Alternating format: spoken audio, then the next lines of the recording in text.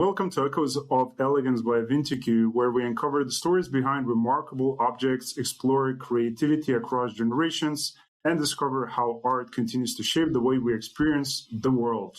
Today, I'm joined by Amy Regan, an independent curator and founder of Seesaw Art, a contemporary exhibition space in Manchester, New Hampshire.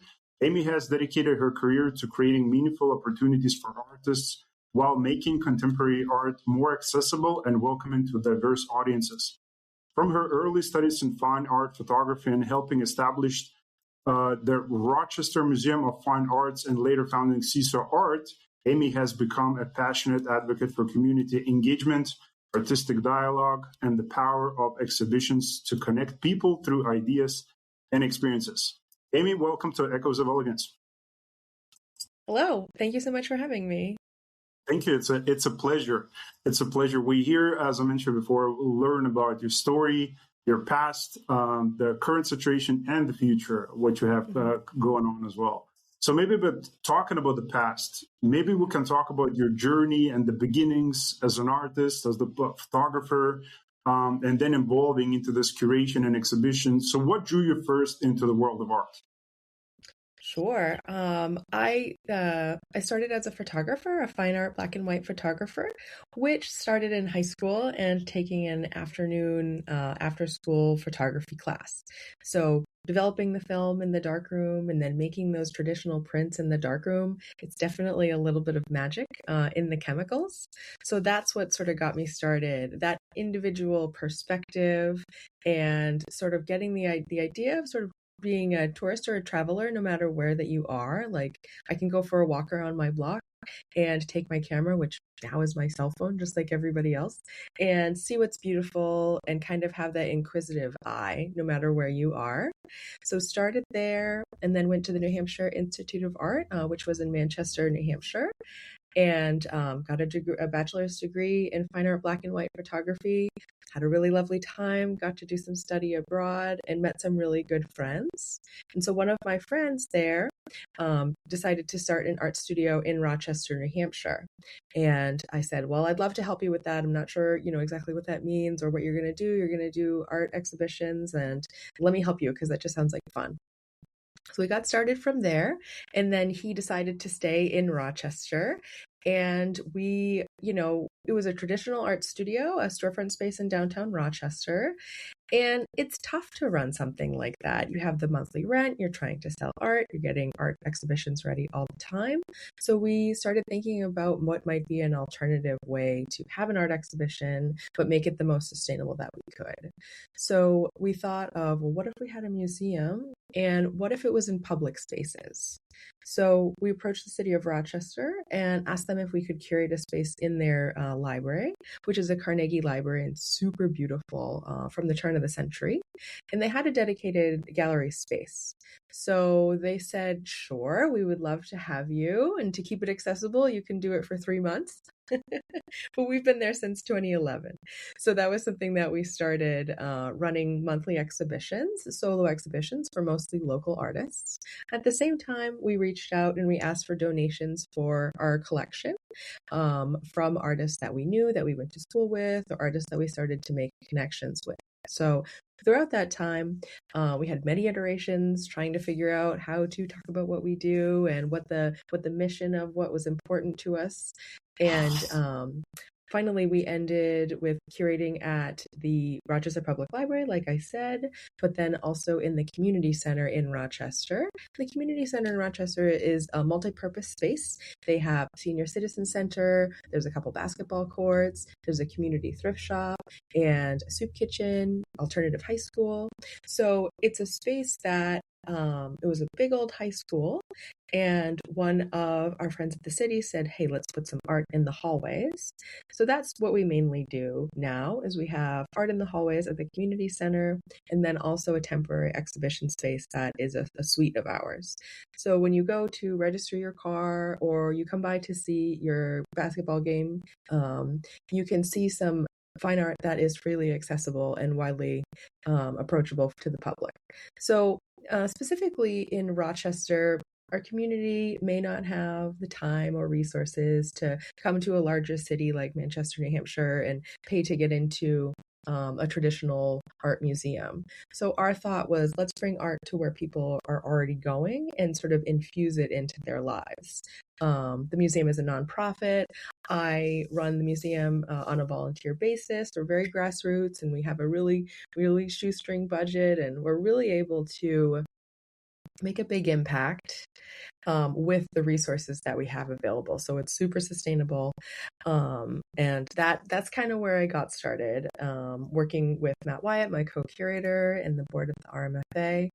And I love this and working with that so much, where we get to reach out to artists that ask them if they'd like a solo exhibition at a museum. And that is such a gift to be able to do that and give that to artists. And we see ourselves as a really good stepping stone between, someone who is trying to get a little more notoriety, trying to reach a different audience. It's lovely to see like us on TVs all the time, where people are like, okay, we've worked with the museum. What's our next step? What else are we going to do? And mostly we're working with artists in the Northeast region, from Maine or Vermont, New Hampshire, obviously, Massachusetts. So kind of in that area. For me, since I was working so heavily with the museum, and I continue to, these are my passion projects. So I have a full-time job. I'm a marketing specialist now. I had to sort of step back from my own personal photography to be able to allow time and space for my curation. So that's always a tough thing. So I always see artists and professionals who are balancing everything.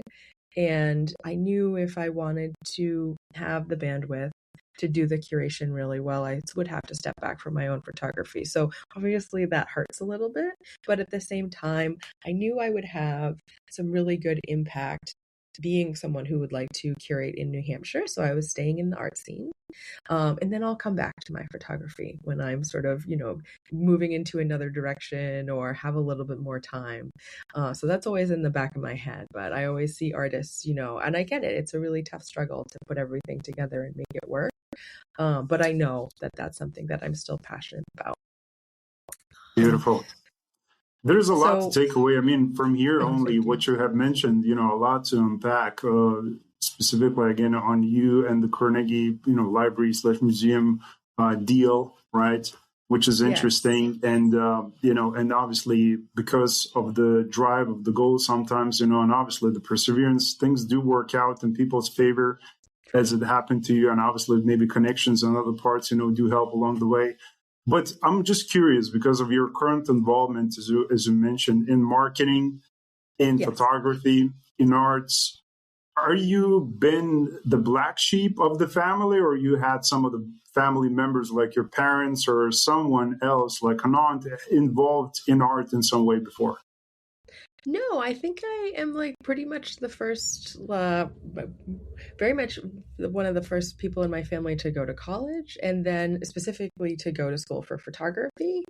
So I think that, I come from a long line of makers and creatives who they may not have identified themselves as artists, but sort of with that newer lens, like that's where I fell into. So all of my mom and my grandparents and my father, they're all super creative people, whether it is in being a sewist or being a woodworker or making things with your hands. Like that has always been a big tradition in my family. So I think I was one of the first that could sort of stake a claim in that and say, I want to lean into this like as a career.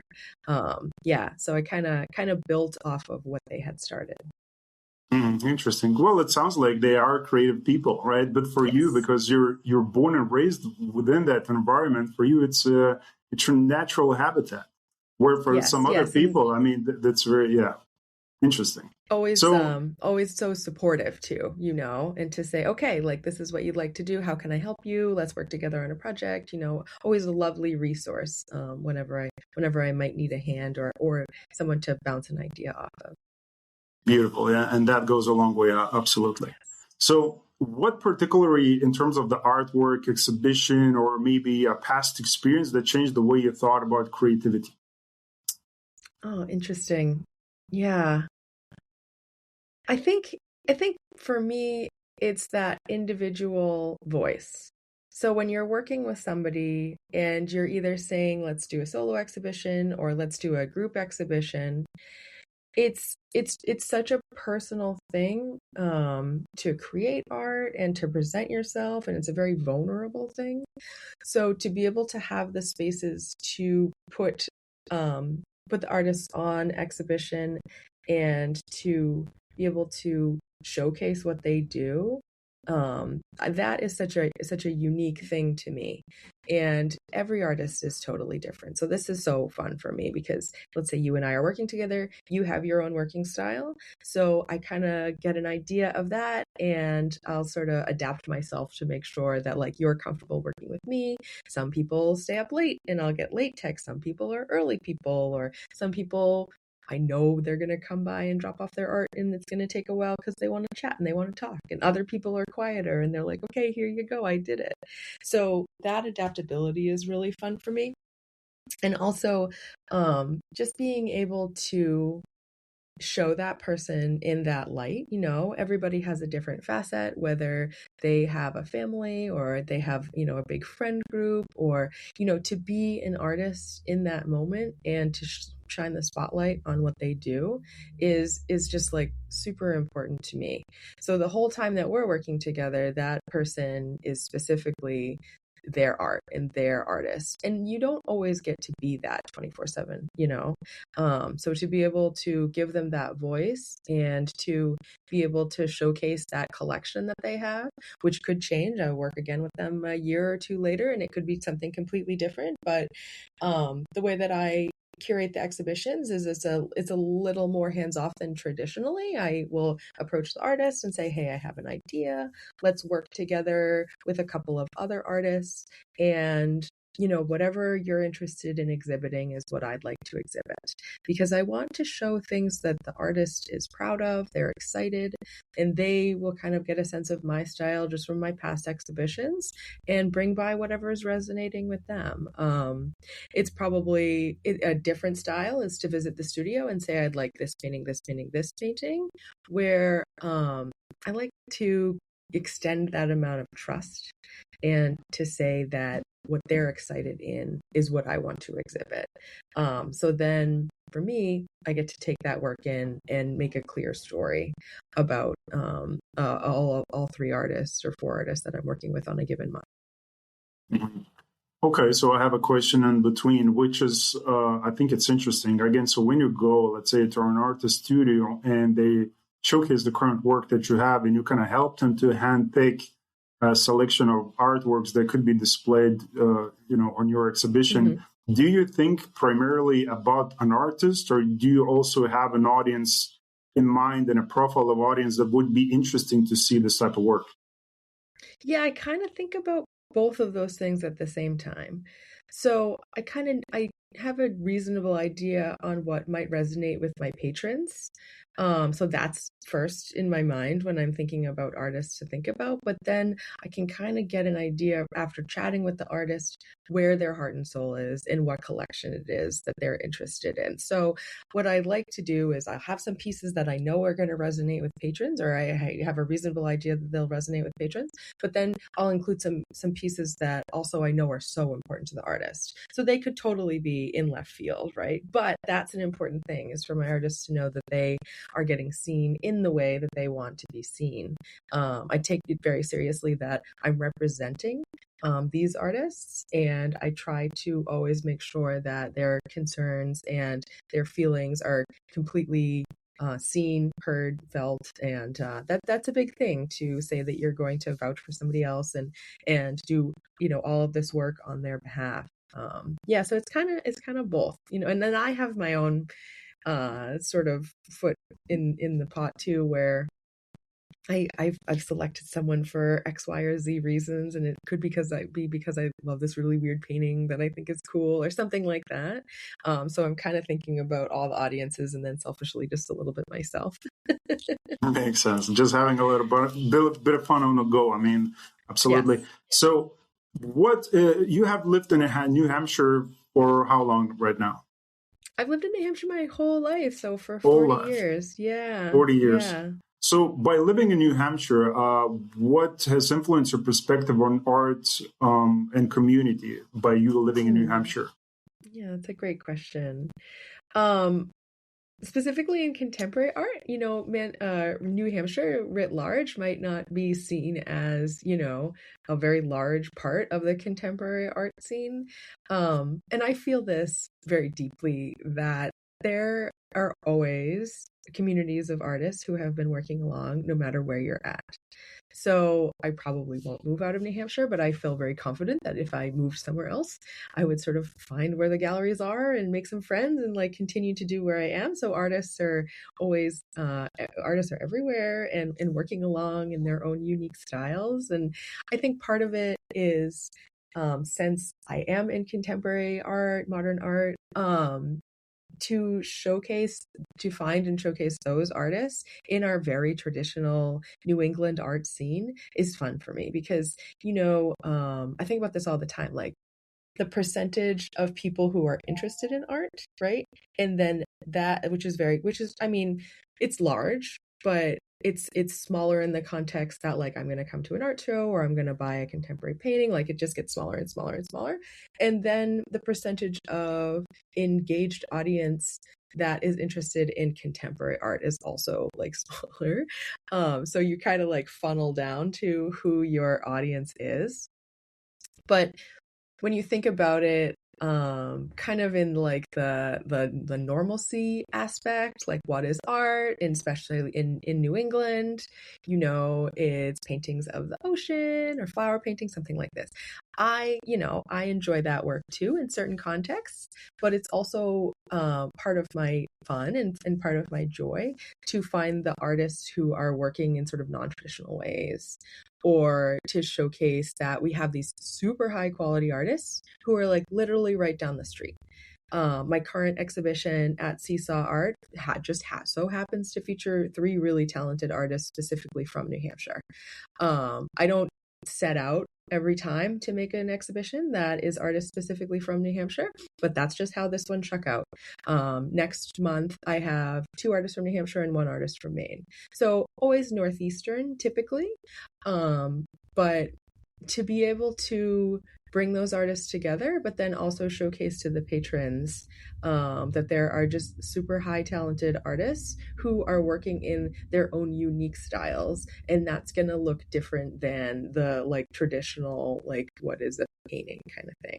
So showcasing that in New Hampshire has been really fun for me because it's always such a joy to say, oh, well, this person, is from 20 minutes from here, or, is over in Western New Hampshire. And it's such a small scene. It's such a small state that typically, my crowd probably hasn't seen the work before. So it's like a very much of a discovery process. Very interesting. Talking about the patrons, the audience that you have you seen through the years, and we have asked that question before a previous guests, in terms of the change of demographics, age groups, do you see any change of that happening in New Hampshire? Do you see more of the younger audiences are now stepping into and exploring the world of arts, or that audience is kind of somewhat the same? Yeah, that's such a great question too. I think it's a good mix, right? So we have the older audience-ish who are stable and have the funds to be able to support the art.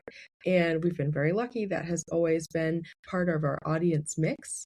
But where I'm actively reaching out to younger artists, artists who are in their early 20s, all the way up typically, that's really fun because then you can kind of get to see that mix. And one of my favorite things about working in art is the intergenerational nature of it. So if it's just like sports. If you resonate with the team, then you're just a lifelong fan. So when you have, like in August, I'll be doing an open call. So that means artists submit their work to me and then I'll jury them in. But I tend to be pretty generous. And if I have the space and the artist is interested, then I want to bring in their work and I want to support them. So with a show like that, I'll have artists where it's their first exhibition they've ever had, and I'll also have artists where they've been exhibiting for 30 or 40 years. So then when everybody comes together for the reception, it's just such a multi-generational idea. And then you can kind of start to make those connections. And for myself, I'm working with people of all ages, which is so fun. And to be able to have that through line of art is so important, where it doesn't matter, what your background is or when you were born. You can stand together and take a look at a piece of art and have a conversation and then bring your experiences to it. So patron wise, I try to be super approachable, a very welcoming gallery, no matter what. So I think that galleries kind of have not the best reputation for being a little standoffish and like we're behind a wall in a way. I have a really fun time trying to be very welcoming and trying to be just a spot where people can come and feel comfortable and talk about art, which I already know is something that most people aren't too comfortable with. So trying to do that across generation and just being that welcoming space. Interesting. So there's something that you mentioned, which is the criteria that you choose an artist on. So what you mentioned, the judging an artist and then choosing which one you would pick. Can you talk about that? Because I think this could be useful for maybe up and coming artists somewhere out there when it comes to maybe showcasing their work somewhere, somehow in one of those exhibitions. How do you choose the work? Definitely. So specifically for the show that I'll be running in August, it's a community-based art exhibition, and I intentionally don't have a theme. So a lot of open call exhibitions will have a theme around an idea or a feeling, which kind of helps everybody select the artwork. I don't have a theme because what I'm looking for specifically is quality. I'm looking for quality, and then I'm looking for one piece that leads to a larger piece. So if you have a one-off, that's excellent. But what I'm doing the open call for is to see who I might work with coming up next year or the year after. So asking people who are around to submit work, I might know them, I might not know them, just making new connections. And then also making a really fun exhibition, a very varied exhibition. I said it doesn't really have a theme, but I kind of have in the back of my mind, for this show, how did you push yourself in the last year? It's a show that I run every year. And then how did you challenge yourself? And then how did that piece of artwork come out? When you put yourself out there and tried something different, what was the result? Because I feel that I am trying to always make sure I'm putting myself out there, working with different artists, taking different chances. So I like to have that show as a little bit of a reflection of like, how did last year go? And like, what are you working on? What are you excited about? And, how does that lead to the series that you're currently working on? But first of all, quality, 100%. The art world is a lovely place. And I always have to remind people that, when you ask for $1,000 for a painting, like that's really $1,000. And that is a lot of money for something to put on your wall. So I always am looking at like the pricing that the artist has put on there to see if it's something that I sort of advise on or agree with. And then also just the longevity of the piece. So specifically at Seesaw Art, where it's a commercial gallery, I'm thinking so much about when a collector purchases something, they're going to have that for the rest of their life. And is it archival? Is it going to last? Is it going to be of value? Is it going to pop out of the frame and then they're going to not want to come back to Seesaw Art and buy a painting? So just that quality piece is so, so important because the art's going to last, and if we have it for sale, then it needs to be something that's viable for a long time. So quality first, originality. Thought process is something that I think about, where they might be going towards or what themes they're pulling at. I really love art that is something that is either inherently beautiful or sparks an idea or is something that sort of draws you in. And then it might be about a really difficult subject.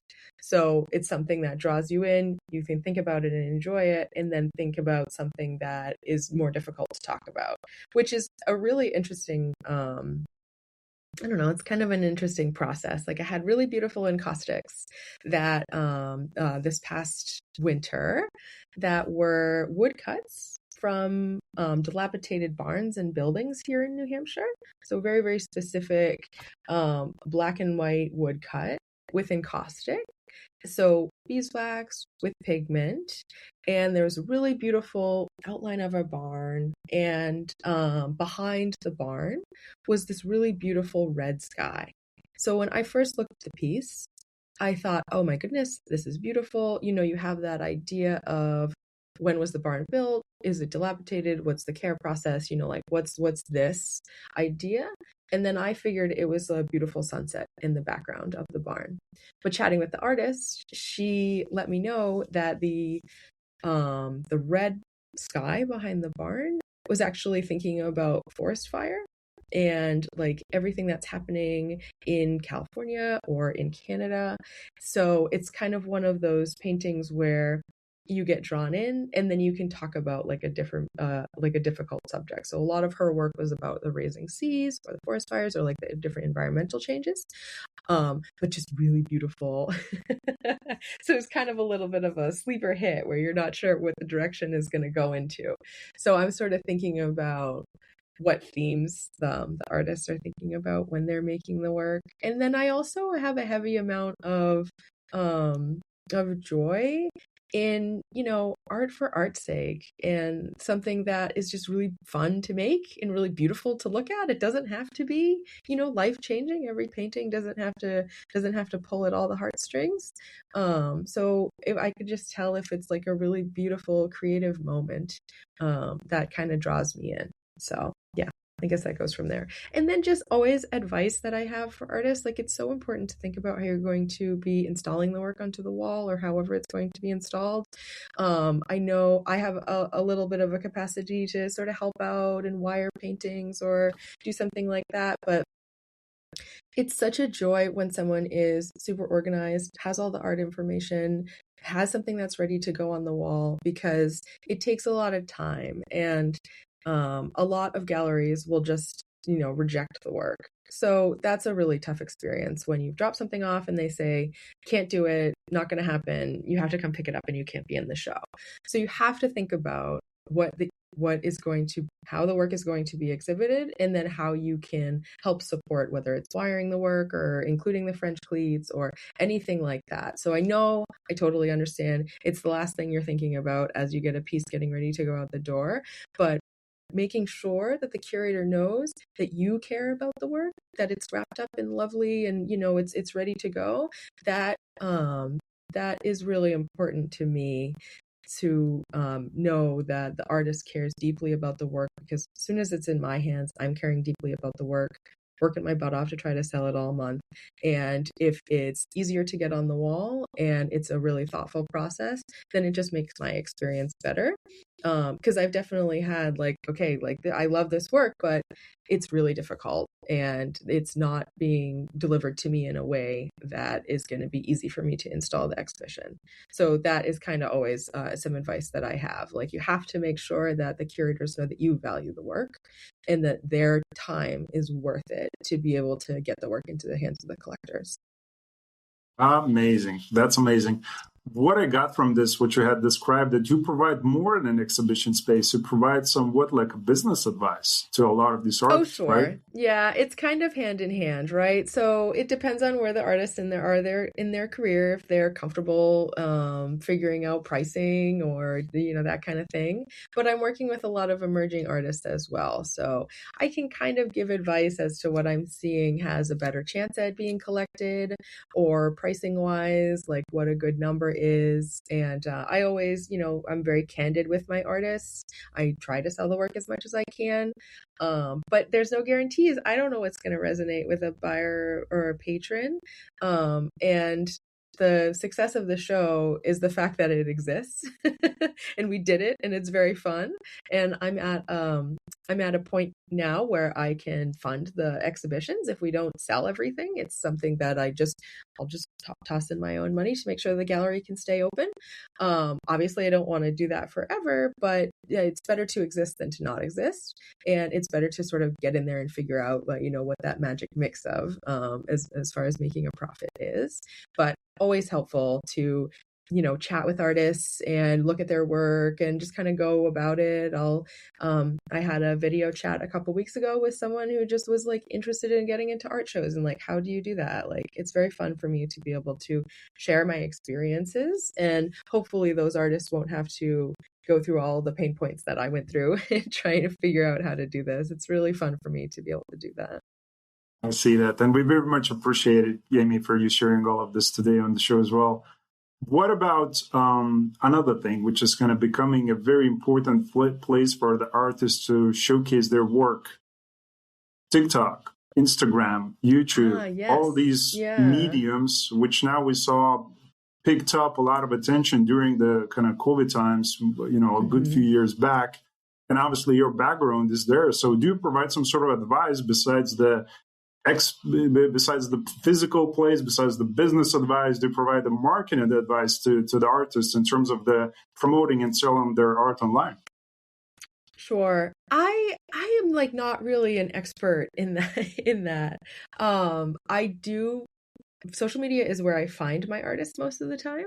I just follow a bunch of artists. So when I think about an idea for a show, I'll sort of scroll back and say, okay, like if, I have my list of ideas, but I'm looking for a specific artist and like this kind of theme to like round out a show, I'll use that as a resource.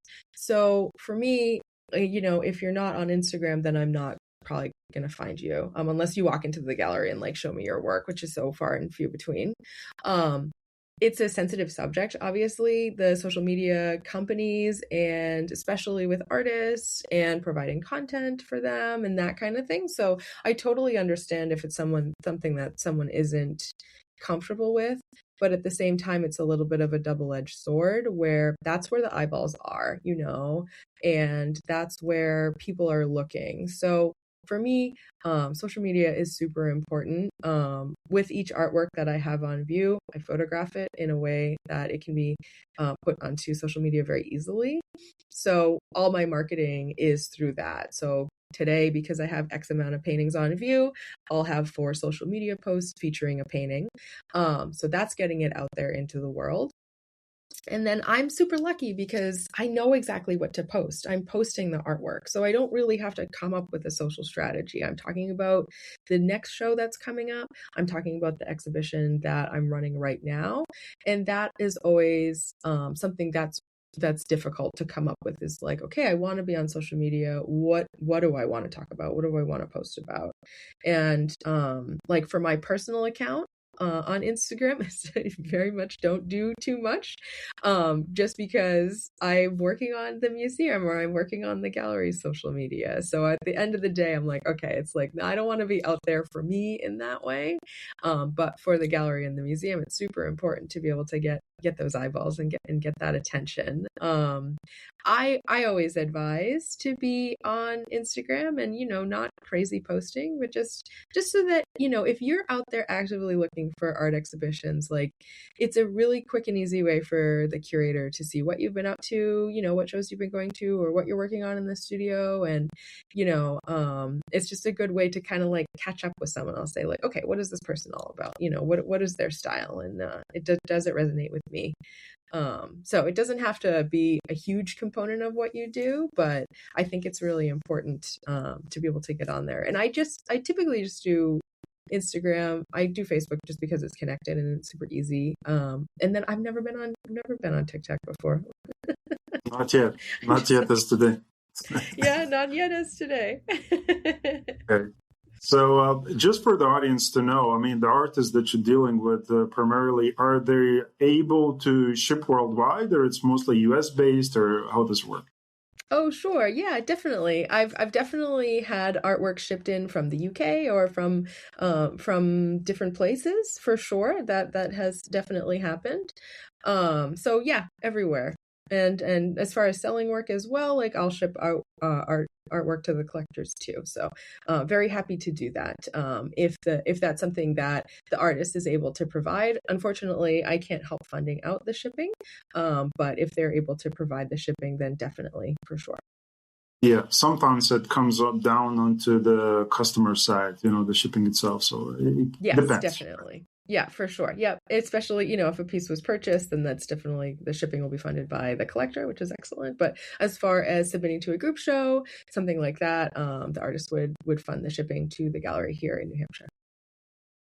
So, in terms of the exhibitions that you currently done and curated, is there anything that remains especially meaningful to you? And I mean, that question probably it could be a bit too hard to answer. Picking your most favorite child out of But do you Oh, it's have so anyone that true. comes to mind? Yeah, it's that's such a fun question because especially when you're in it, right? Like I'm gonna say my current show is my best show ever. Like whatever I have on view for sure. Um I'm really proud of the group shows that I put on in August and December because most of the year it's an invitational exhibition. So I have an idea and I ask somebody. There's a different sort of energy shift when I'm seeking out submissions and to kind of go through that process where someone is just so excited that they got into the show, and then they have the reception where we'll all get together and hang out and enjoy the work together. And that kind of energy is very fun because oftentimes you're putting yourself out there and you're sending in a submission. That's really interesting. And then for me, I've been doing this at Seesaw Art since 2022 when we hit 10 years in the museum. I was thinking I really love doing this, but I have like a different idea. I live in Manchester, which is about an hour away from Rochester. I wanted to try to check out a different city and do something more on the commercial side. In Rochester, we don't take a commission and we don't handle any of the sales for any interested collectors. So in Manchester, that different lens of I'm the art dealer and I'm selling the work, I'm running a business in a different way. That to me puts a little bit of a different lens on the artists that I'm going to select for exhibitions. So like over the past year, it's really fun because sometimes I never really know what is going to resonate. And there are just so many different reasons what makes a exhibition successful. So one of my favorite shows, and everybody can check out all of the artworks that were included in the exhibition at seesaw.art. The show is entitled Unframed. And typically, so this is what happened. So I worked with somebody for an open call exhibition, and we had a great time, and I really love their work. So when I handed their work back to them, what didn't sell, I wrote them a nice note and said, like, hey, when you're excited about doing an exhibition, please pitch something to me. I would love to work with you. Like, let's see what's going on. So that artist did that with two friends. And the Unframed exhibition happened to be three local artists from here in Manchester, New Hampshire. And they created a show together. So they would like get together. They're all painters. They would get together in a studio and work on some pieces together and like chat about what is the show going to be. So they kind of like curated the exhibition together themselves. And then it was just super cool. They had some installation elements and they had small works and big works. And we're just like so thankful for the space and to be able to work with us and like to really fit like the vibe of the gallery. And then since they were super local, we had a lovely reception where lots of their friends and family came by and collectors. And the show sold really, really well. It was our top selling show. And that wasn't something that anybody was expecting to happen. But it was really great to see all of that effort come through, like them putting themselves out there and pitching the exhibition, having it resonate with me, and then also having it resonate with their friends and their collectors. And it was a pretty packed up show. It was a very kind of punk rock show, lots of stencil and lots of op art. And a component was some of the paintings were reactive to like black light, to UV light. So we installed some UV lights into the show and then had another reception where it was like just under the black light, which was just such a fun party to do. And it was almost like having two exhibitions at the same time. So like that sort of viewing was very fun. And yeah, they just like really put it all in, and it really resonated. And we'll work together again to a similar capacity. It won't be the same show, you know, inviting some more artists to join or having a little bit of a different theme. And I hope to work with those artists again in 2027. So that show was one of my really favorite ones, the Unframed exhibition. And then the current show that I have, which is another like style as to like how a show gets produced. So I went out to an artist studio out in Western Massachusetts in Harrisville. He had an open studio, 2 artists on view for like literally a day in the fall time. And I knew the other painter, but I didn't know the artist that I'm currently working with yet. And went out to his woodworking studio. He just retired as a woodworker. And the work resonated so much with me that after, you know, it was a big packed room full of all their friends hanging out and enjoying the pop-up show. And I thought, well, I'd like to work with him, so I should like email and ask him maybe, you know, and I figured, well, I don't, you know, who knows, right? Who knows what he's going to say? Always ask. He wrote back and said, sure, let's get together. We met on video chat and aligned. And he just has some really beautiful alternative photography that includes some silver leaf on the back of vellum with a photo print and really beautiful handmade frames. So sometimes it's the artist coming to me and asking with an idea. Most of the time, it's me reaching out to a new friend and a new artist and saying, let's get together and do something. And then I paired that artist with 2 other artists that he wasn't friends with yet. So that's often what I'm doing. So I paired that artist with another painter and then a mixed media artist. And the result is really beautiful. I'm kind of finding myself curating in a way where there's a little underlying theme of nature and the idea of coming into the gallery and having a really beautiful viewing experience. Sort of, you know, you're out of the context of the normal world when you enter into the gallery space. So thinking about nature, you know, thinking the gallery as a little bit of a respite, but then also having those underlying themes that I was talking about, where you're sort of discussing more difficult topics based off of something that is already inherently beautiful. So I'm kind of thinking about that. So the current show that I have, which is The New Naturalist, is it's kind of like weird nature. It's like the loose theme. So there's just some very like interesting paintings, really beautiful photographs, and just kind of just like weird stuff. Which feels really good to put out there. So those are two of my favorite shows, on top of the group exhibitions, which are just fun to put together. I do like a potluck pickup at the end of the show, so it's fun to get everybody together and to strengthen those community ties. Beautiful. I mean, no wonder the previous exhibition did so well. I mean, when you had the live music and, you know, the separate rooms and anything when it comes to you know, serious, which art could be serious at some point. But when you combine that with entertainment, if it's education, if it's arts, it becomes, you know, something exceptional. I mean, it's just 100 times more.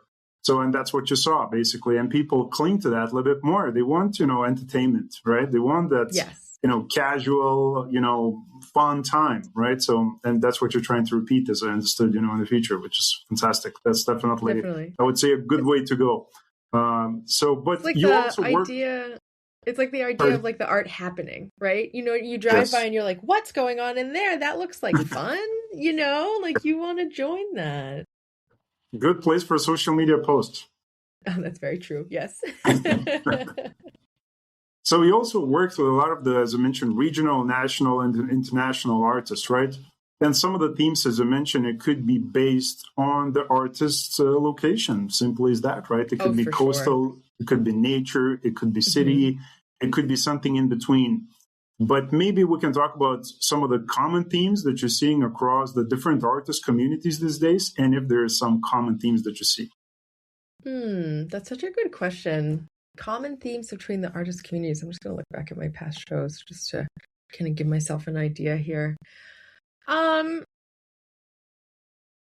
With a lot of the work that I've been exhibiting, I feel like people are taking chances on the series that they're into. So because I'm such a contemporary space and sort of an alternative space, I get a lot of people who are, maybe they have their bread and butter series where they know it might have a reasonable chance of resonating with patrons and is something that is more sellable in a way.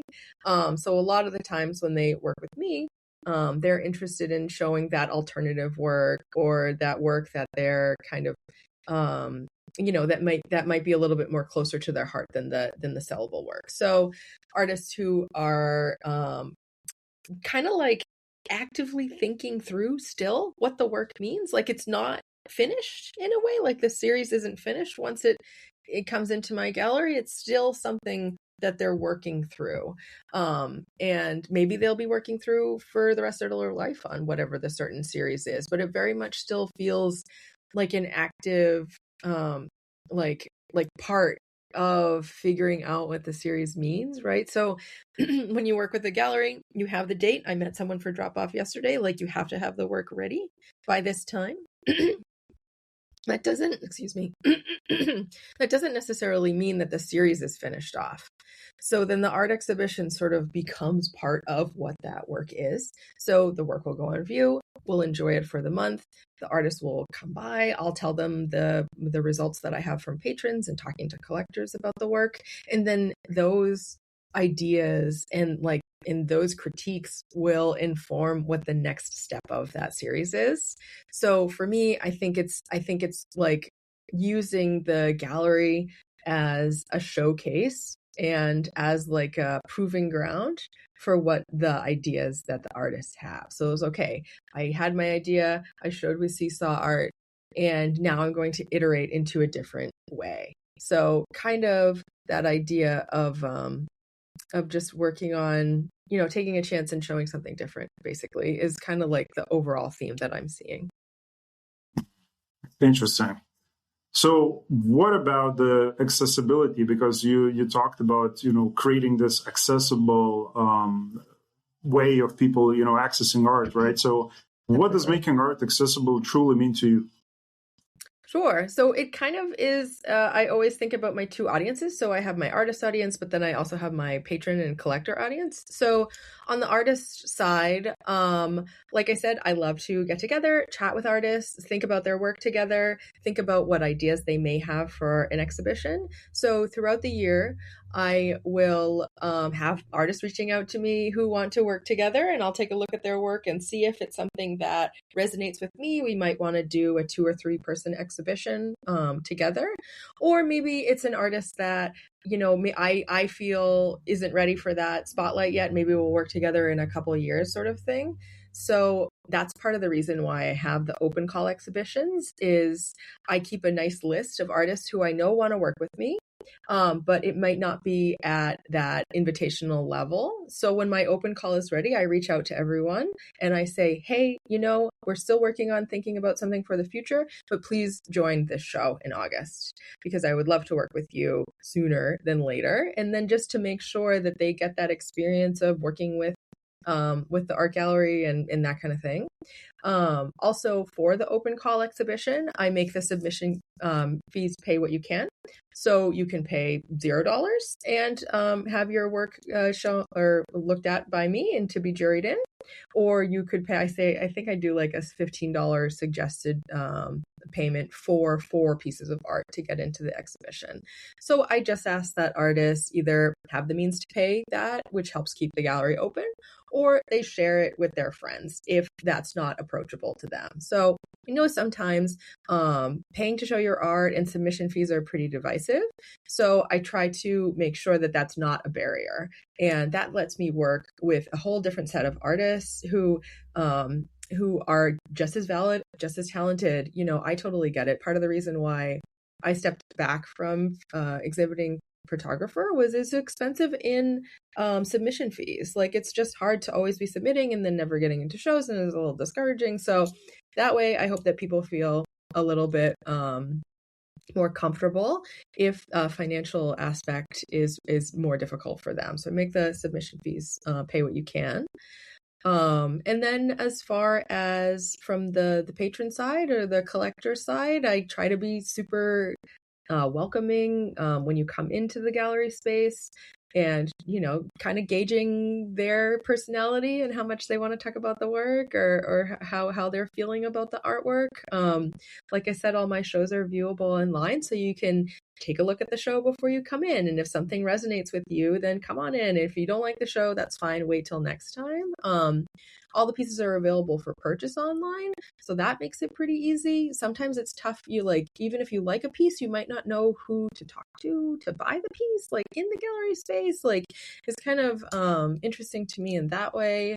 And then I have a lot of fun, like, communicating with the patrons or the collectors, like, thank you for purchasing. It's an interesting art gallery thing that you can pay for something and then have to wait a couple weeks to pick it up because it's like in the show. So as soon as someone buys something, whether it's in person or online, I'm very clear. It's ready for pickup on June 28th. I'll send you an email. We'll get together.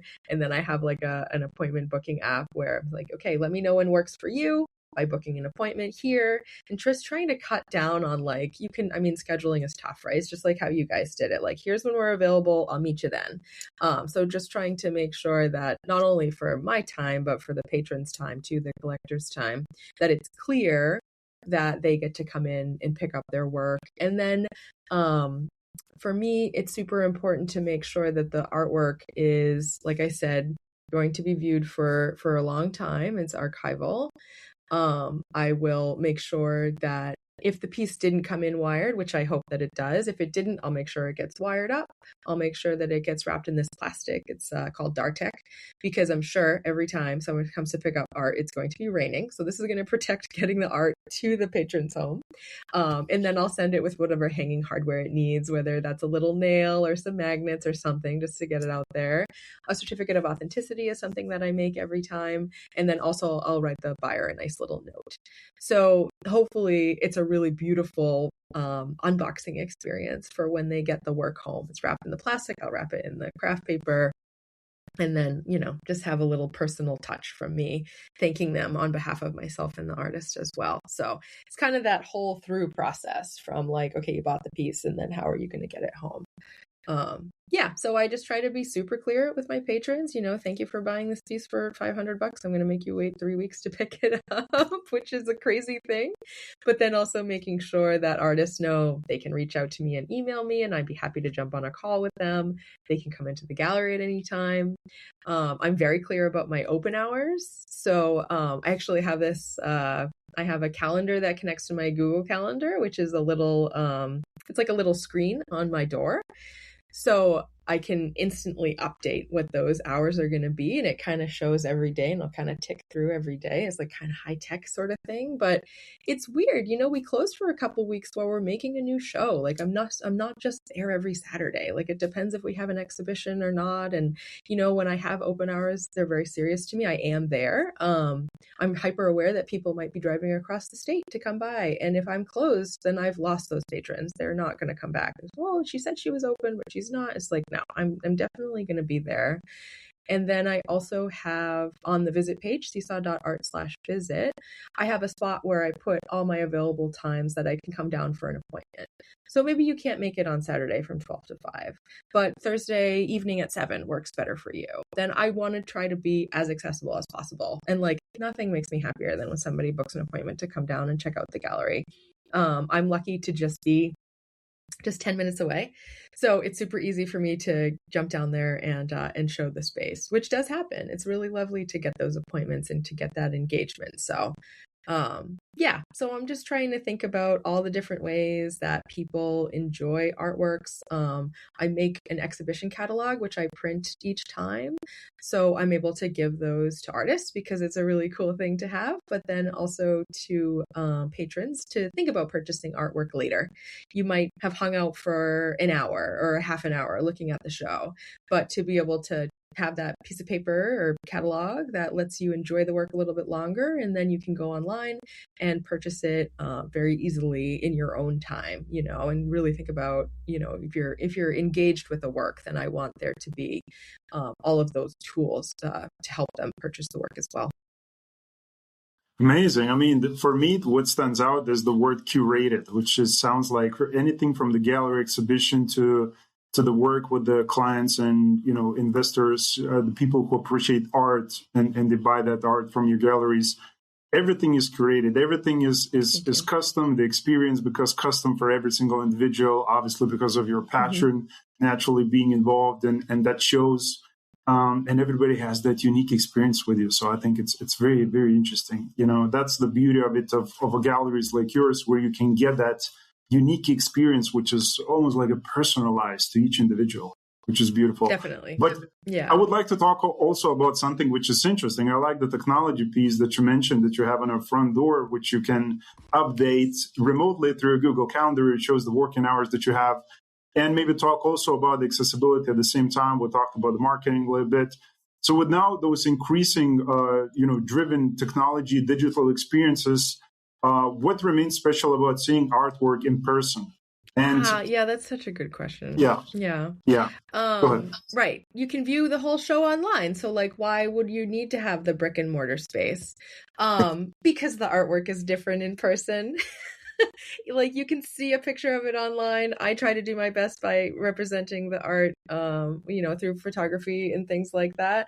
But being able to stand in front of a piece, smell the oil painting, get the size of the scale, be able to see the detail, it's so important to me. I think, and then also, as far as a part of your day, you're coming in and you're choosing to enjoy something different and to experience something different. You're going to come in with me and I'm going to tell you a little bit more about the artist, and I'm going to tell you about how this piece came to be, where you kind of get a little bit more of a good background, but then you also get to experience it in person as well. And I find, for me specifically, but then also watching patrons, it's exciting and it's thought-provoking, and it's something that it's an important part of supporting the artists, but then also just having some fun and seeing the artwork in person. And you can see a photo of it online, definitely, and we appreciate that you do, but it's completely different to see it in person and to be able to interact with that real piece,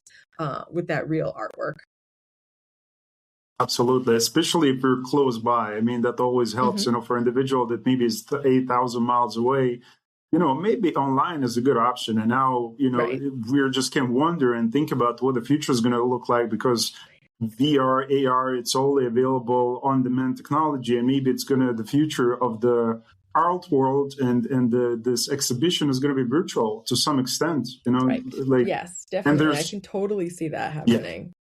Absolutely. But to be able to have that specialness and to be able to have that space to get together, and connecting with people. And if you're there, you might meet somebody else or you might make a new friend. And it's all based around that community space, I suppose. It becomes a story that's going to be attached to the artwork that you're going to purchase.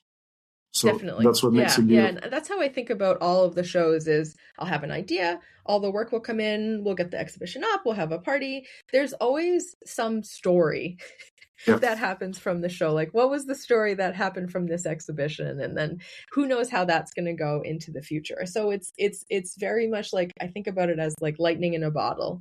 The show that I have is up. And then, what's going to happen over the next 3 or 4 weeks or so? And then how is that going to lead to the future? I don't know. It's a really interesting sort of history in a way. Absolutely. So you probably came across a podcast when they have a fire round question. So we also do have this as well. Okay, cool. Okay. So we have a few questions here, if you don't mind just asking, Sure. answering those briefly. So gallery opening or a quiet studio visit?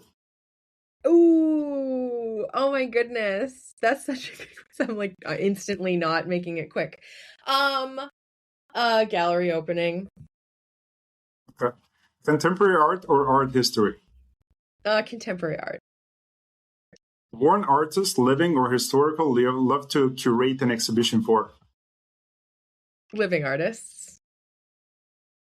Any name that comes out? Who I'd like to curate. Oh goodness. Oh man, I don't know.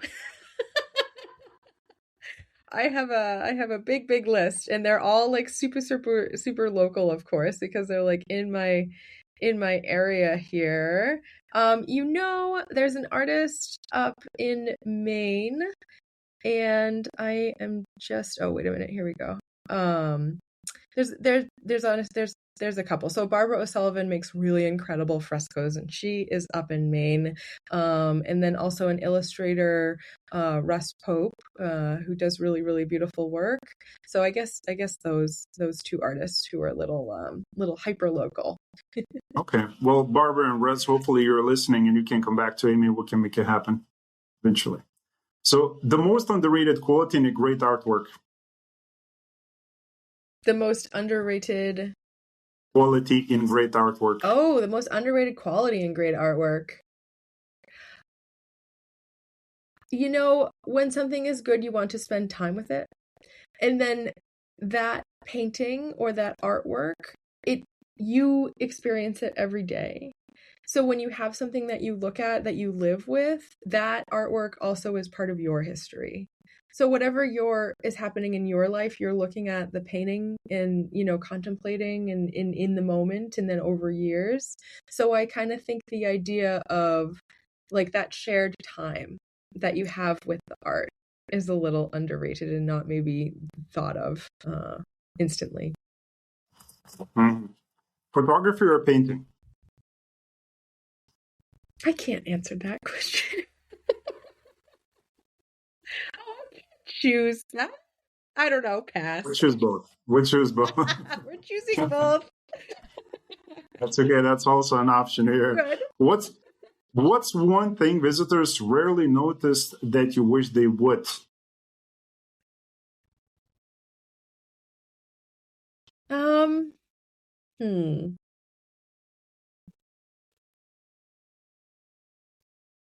I guess that they can sort of learn more about the artist through me, right? So, I try to make sure it doesn't feel very cold in there. Like, hey, let me know if you want to know something. And I have like this exhibition is about is a couple sentences where I kind of like tell them about the show. But I think that like they can learn more about the artists through myself, but they can also tell me that they don't like something. We can say that it's fine. Just because it's up on the wall doesn't mean that it's, if to everybody it's like the best thing in the world. I had a patron come in on Saturday and they like there's just this one well-renowned piece that like everybody loves and all the gallery likes it, all the artists like it, and this patron came in and he said, "That's too busy, I hate it." And I was like, okay. So like just being honest about whether or not you like the work, and especially with contemporary work, it's just instantly engaging, right? Like it's going to be some weird, cool stuff. And you can say, tell me more about this. Maybe that might help you enjoy it. Or also, I don't like this. And that's helpful for us to know too. Like it's a conversation, I like that. I like that. Definitely. That's a great answer because you just deal with these artists. You take them through the entire start finish experience. Yes. That becomes an experience for them. And obviously, as I would be in attending your gallery, probably I will be either reluctant or my assumption would be the artist is the one who knows about this the most, which of course you work with them closely. And of course the artist is who provides and he creates the work, but you also see other things that maybe the artist itself cannot see sometimes, right? So I think, that can create like also an additional full experience when it comes to those galleries. And I think that's a great point for a lot of the galleries out there, that, they probably don't even know sometimes that they could be the main point of contact for a lot of those people. Mm-hmm. Yeah. Definitely. And when I have an artwork on view, when the show ends or the piece doesn't sell, so when you look back on my website, you'll see that it says that this artwork is no longer on view, but it may still be available. So you can look back and see all the art I've ever exhibited since 2022. And then every once in a while, someone will reach out and say, hey, is this painting still available? And then I work with the artist. I don't take a commission because it's been so long since the exhibition closed if the piece sells. But that way, like, you're part of that history, and I'm still representing them, even though we worked together 4 years ago. But I found that it happened working in the museum. Someone would be like, oh, I love this painting, from like 2013. And so now when somebody asks me, I really like this work from 2023, who was that? I'm still thinking about it. I can say, oh, let's find it. And we'll find that painting. And then I'll tell you more about that artist and like catch you up as to where they are. So I'm definitely, representing people in perpetuity, essentially, on the website, and still making artworks available. Amazing. So through the Seesaw Art and your work, you helped create opportunities for countless artists. So what impact do you hope the work leaves behind? Sure. I hope that the artists feel seen, heard, represented well. They feel inspired. And then this work, their participation in the exhibition, helps lead to residencies or grad school or getting into other exhibitions or making new friends, or just getting out there and being an active part of the community. So I really hope that it helps make an impact on their career in a way that is, that's buoying their career. Yeah, that's beautiful. I like that a lot. So if you, a personal question for you as we going to wrap this up in a minute. So if you could preserve one art piece from today to present our era 100 years from now, let's say, what would you choose and why? It's so funny because I feel like most of the audience is like a very thoughtful audience, a very art history based audience, and that just like isn't my everybody's personal area of choice. Expertise. That's so true. I'm trying to think. I don't know. This is like so bad, but like I can only think of like super hyper local artists. Well, for like absolutely. New England If art. That's your choice, they deserve that. If they can represent the era of today, 100 years from now, that we can look back and remember, they deserve that spot. Oh man, this is so funny. Like, you have to know, I probably have around 30 pieces of artworks on view every single month, and they all change. So it's like, oh, what is that? No. It's the most difficult question when we ask people, because that's typically the question that we ask at the end. It's the hardest question for everybody. It is. Because it's such a good one, though, because it adds maybe that, we need like, to take this off the roster, maybe at some point, because for people, when they're involved, just like yourself, Amy, and they're dealing with lots of artists, lots of different arts, maybe sometimes even, different mediums, it becomes really to pinpoint that one thing, unless maybe it's a personal item. The entire generation is like really tough. Yeah. But that's what we're trying to figure on this podcast, so maybe we're going to uncover that at some point. I love that. Yeah. Well, 50 years from now, you'll be like, hey, somebody said that. somebody was on point. Definitely wasn't me, though. That's it. But it's amazing. It's amazing. I mean, your story is definitely amazing. As I mentioned before we started to record this show, I really wanted to have you on the show just to understand your mindset, your perspectives, and obviously your family. And that takes you back, your creative work that you do today, your family involved in the woodworks and doing all sorts of different things as well. And, born and raised in a community that you're in. Helping the artists, newcomers, to get through the doors and, to continue to pursue their artistic careers. I mean, there's a lot. And then obviously the people like us who just appreciate art. They would like to keep it for themselves, for the families, for generations, attach the stories that they would through the galleries like yours. I mean, it's just beautiful. The journey continues. And I'm sure there's going to be a lot of those unfolding stories in front of us, from today, looking into the future. And we greatly appreciate you, Amy, again, for sharing those today with us. My pleasure. And thank you so much for giving me the platform to share what I do and to share my artists. And it's been a lovely conversation. Thank you. Lovely. Thank you. And thank you for the listeners for joining the Echoes of Elegance by VINTQ. Until the next time, keep exploring the stories behind objects, artworks, and ideas that shape our lives, because every piece carries an echo of something larger than itself. Thank you.